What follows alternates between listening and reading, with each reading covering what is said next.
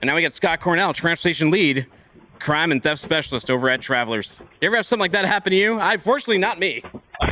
I did not, but jaw-dropping was a good description of it because when I watched it, that's some unbelievable stuff right there.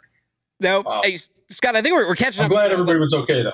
I am too, and we're talking a little bit about issues that are plaguing the industry. What are some of those in 2024?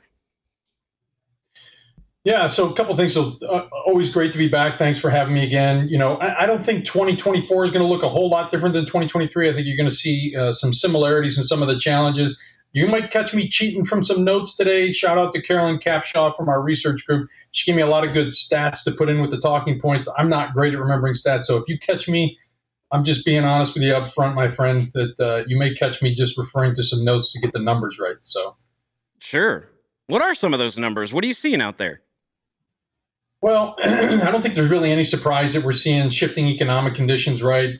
There's part of the economy that, impacts trucking for sure. When you look at, as an example, spot rates. So spot rates generally have stabilized, but that's after a 16% drop in 2022, a 19% drop in 2023. So if they're stabilized roughly at about the same levels they were at in 2019, you have to think, all the costs associated with doing business in that environment have continued to go up in that almost 4-year time span. So that's not good news, right? There's still rising overhead, but the rates have gone down. When you look at the contract rates, they fell about 7% last year. They're expected to go, I think, another 3% down this year. But again, you still have that rising cost of things like maintenance, overhead, general overhead, things like that. So the days of taking advantage of some of those really nice spot rates that we saw, during the COVID demand time, 2020 to 2021, those are gone. And in fact, a lot of the small companies that came into the marketplace, came into the transportation industry in that 2020 to 2021 time period, are really, going back to driving for the bigger companies, or they're merging with bigger companies. And then, you add to that fuel prices. We all know fuel prices haven't gone down really, especially for diesel.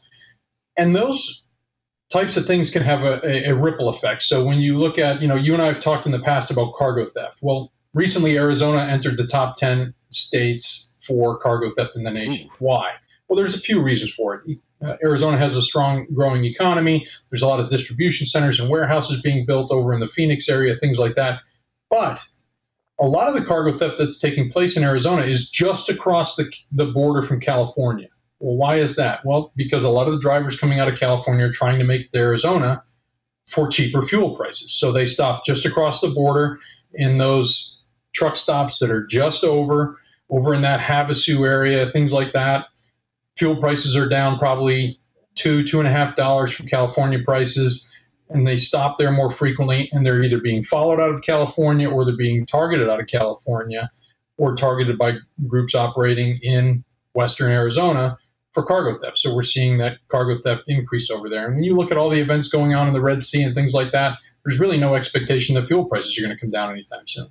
Yeah, there's still too many trucks, too many drivers, too many brokers. We've been following that big contraction that's happening. In fact, with Cyrus, we just talked about the 50,000 companies that have left since 2022. And the bad news for this audience is in February, spot rates were down 17%. But Scott, I got a DM. I actually mentioned it at the beginning of the show. I got a DM about insurance rates. A lot of drivers have been reaching out recently. I guess they've been going up for a lot of them. One of them said, I haven't been in a single incident. He's an owner-operator. He said, I haven't been in a single incident, got my renewals, and I think I'm tapping out. Can we talk a little bit about higher insurance rates? What's going on here? There's a lot of things to explain that. When you think about, let's use an example like distracted driving, and that's not necessarily the truck drivers, right? There are a lot of distracted car drivers out there on the roads, but there have been a lot of accidents. One of our experts is going to be talking to you in a coming show on distracted driving. We have an expert over here that researches that, has a lot of good information on that. You're going to be talking to him in the near future on that. But when you think about what's referred to as that primary side of insurance, and I know you have some familiarity with insurance, right? But when we talk about that primary side, we're talking about the ALGL, auto liability, general liability coverages. And we've all heard about the big nuclear verdicts that are in those. Some of those nuclear verdicts have had some colossal amounts the plaintiffs are getting in the court settlements these days. And the number of nuclear verdicts against trucking companies has been on the rise since 2022. I think they topped $65 million. And that was up from $10 million in 2020. So, that's an impact there for insurance rates on that primary side. Technology really helps in those and can help control some of those accidents or some of those outcomes.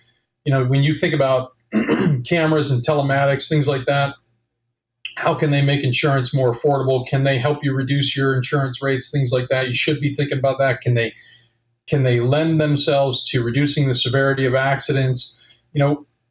A while ago, drivers didn't want the cameras. When the cameras first started coming out, drivers didn't want the cameras. Now, a lot of the drivers are asking for the cameras, and nearly 3/4 of all private trucking fleets are using in-cab cameras. So, when the drivers are asking for that, what you're seeing is a positive impact there. Cameras have exonerated drivers in 63% of the cases where they've been used. And then driver-facing cameras have absolved drivers of responsibility in nearly half of all the incidents where they've been involved. So there's some positives there that you can do. Of course, we've talked about cargo theft and loss frequency there. Cargo theft is at a 10-year high right now. Last year, the industry saw increases in reefer losses as well as truck fires. All those things are going to lend themselves towards increased rates sometimes. Well, Scott, anything that some of my listeners can do who feel like their rates are just getting too high, that God forbid, they're like that DM I got where someone's looking to tap out. What can they potentially do to bring down some of these costs and feel like they can stay in the game, make it to 2025? Yeah, good question. I think, an easy comment to make, but I think something that they have to convince themselves of is don't be afraid of collecting and sharing data, especially when it tells a good story, a good safety story. If you're doing things right and you're collecting data that shows that, make sure you're sharing that with your insurance company, and your insurance agent can use that to make your case with your insurance company. Just try and think about different ways you can partner with your insurance carrier. You and I have talked in the past, I mentioned this earlier, about here at Travelers, we have our cargo theft investigation team that goes out. When you talk about cargo theft being at a 10-year high, our cargo theft investigation team just had a big landmark. Since 2009, they've recovered over $100 million in stolen goods for our company. So does your insurance company have a way that you can partner with them? We also have specialized risk control experts that can talk about best practices for driver selection, driver safety, use of the technology, things like that. Companies are out there really working hard to improve driver recruitment. When you talk about driver shortages in general, we talk about the fact that there's 80,000 driver vacancies right now. So and when you expand that forward, you're looking at 160,000 by 2030. Maybe. I don't know. But I look at the market and I look at what's happened with rejects and rates. I'm not sure if I necessarily buy a driver shortage narrative, but maybe in the future, maybe if you don't get enough Gen Z or something, I'm not sure if we're necessarily seeing that in the market right now, but maybe. No, but when you look at that driver shortage, when you're replacing them, you have less experienced drivers, right? And less experienced drivers may, I'm not sure, but less experienced drivers, you may have some different accidents, or you may have That's true. some different losses, things like that contribute to some of that. No, that definitely makes sense right there. I will agree with that, man. So if people want to check out Travelers, they want to get more information from you, they want to maybe get a policy, where do I send them to? Travelers.com/transportation resources. Perfect. Hey, Scott, thank you so much. And I look forward to someone coming on and talk distracted driving in the near future, like you mentioned. Always good to talk to you. Have a great day. Hey, take care. All right, everybody, rate the strap work.